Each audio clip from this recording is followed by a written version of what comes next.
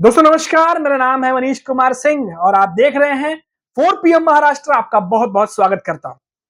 दोस्तों महाराष्ट्र के सीएम देवेंद्र फडणवीस और डिप्टी सीएम एकनाथ शिंदे भले ही कितनी भी बार ये कह लें कि कोई लड़ाई झगड़ने वाली बात नहीं है, लेकिन कोई ना कोई खबर ऐसी आती है जो इनके इन बातों को, जो दावे हैं कि कुछ भी जो सब कुछ ठीक है, उसकी पोल खोल देती है। देखिए दोस्तों, ताजा खबर आपको देने जा रहा हूं। ताजा खबर यह है कि सेवानिवृत्त हो चुके कैलाश जाधव को एमएसआरडीसी का संयुक्त निदेशक घोषित किया गया था जब महाराष्ट्र के सीएम एकनाथ शिंदे हुआ करते थे।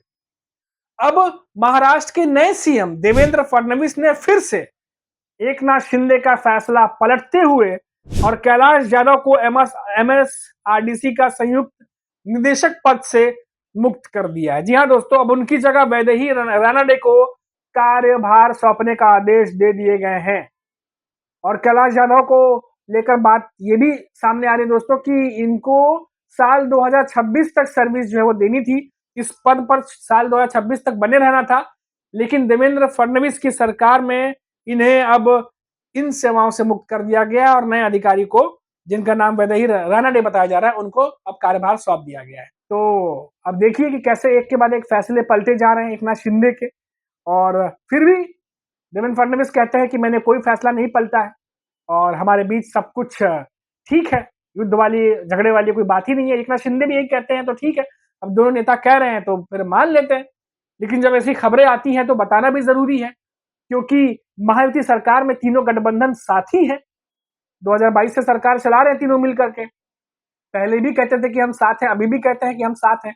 लेकिन जब सीएम देवेंद्र फडणवीस बनते हैं और एकनाथ शिंदे सीएम से डिप्टी सीएम बनते हैं, तो कई सारे फैसले पलटे जाते हैं। ये तमाम खबरों से हम देख रहे हैं।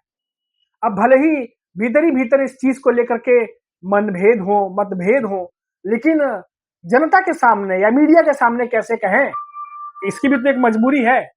अब ये तमाम बातें जो है दोस्तों, अब वो चर्चा का विषय बनती जा रही है। और ये पहली बार तो है नहीं जब देवेंद्र फडणवीस ने एकनाथ शिंदे को कोई फैसला पलटा। इससे पहले भी कई सारे मसले ऐसे हो चुके हैं। कई सारे जो प्रोजेक्ट थे एकनाथ शिंदे के समय में चलाए जा रहे थे, उनको लेकर के देवेंद्र फडणवीस ने जांच बैठा दी है। कई जगह बात हो रही है कि स्टे लगा दिया गया है।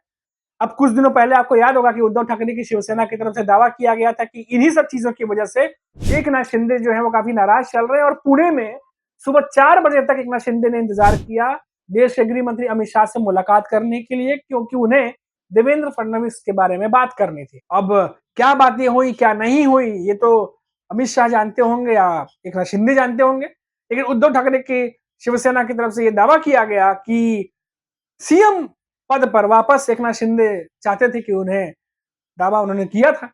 इस पर अमित शाह की तरफ से शायद ये कहा गया, हालांकि अब पुख्ता जानकारी तो हमारे पास भी नहीं है, लेकिन जो दावे किए जा रहे हैं उनके हिसाब से बता रहा हूं कि अमित शाह की तरफ से कहा गया कि अपनी पार्टी का विलय बीजेपी में कर दीजिए, यानी कि एकनाथ शिंदे की जो शिवसेना है वो बीजेपी में डाल दीजिए, बीजेपी के साथ मिला दीजिए।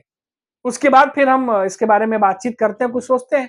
अब ऐसी बातें हुई, जाहिर सी बात है कि बातें होनी थी, सियासत गरमानी थी और सियासत गरमाई। उद्धव ठाकरे की शिवसेना की तरफ से ये दावे किए गए। उसके बाद देखा गया कि जब विधानसभा बजट सत्र शुरू होना था, उससे पहले जब तीनों नेता एक साथ दिखे प्रेस कॉन्फ्रेंस में, टी पार्टी भी हुई। हालांकि इस टी पार्टी में विपक्ष शामिल नहीं हुआ, लेकिन जब टी पार्टी हुई तो तीनों नेता बहुत मुस्कुराते हुए दिखाई दिए। तीनों के बीच में कितनी अच्छी बॉन्डिंग है वो भी हमने देखा वीडियो में। एकनाथ शिंदे हो, चाहे अजीत पवार हो, चाहे देवेंद्र फडणवीस हो, एक दूसरे की बातों पर ठहाके लगा रहे थे।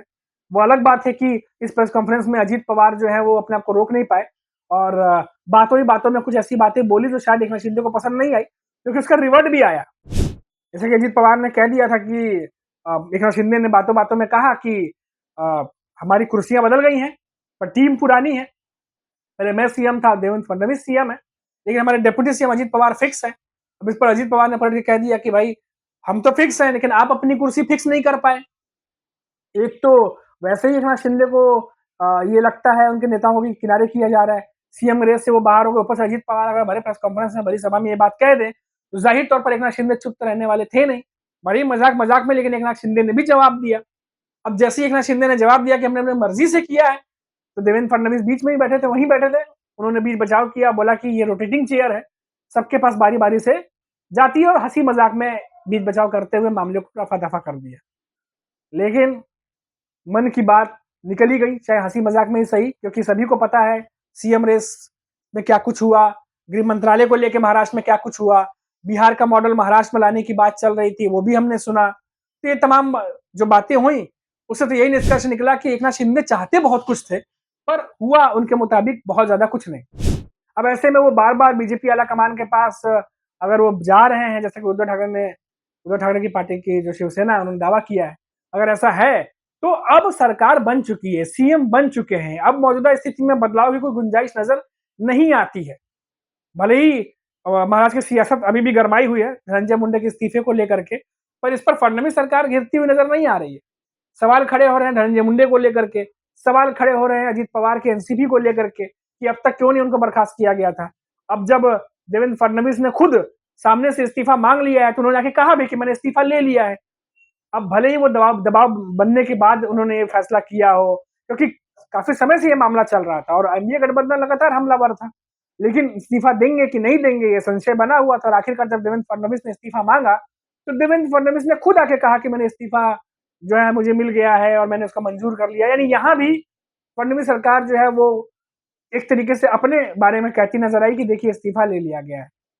अब महाराष्ट्र की सियासत, जैसा कि मैंने आपको कहा कि एक के बाद एक फडणवीस सरकार वो फैसले कर रही है, जिसमें एकनाथ शिंदे के लिए गए पहले के फैसलों को पलटा जा रहा है, और ये बात एकनाथ शिंदे को शायद पसंद नहीं आ रही है।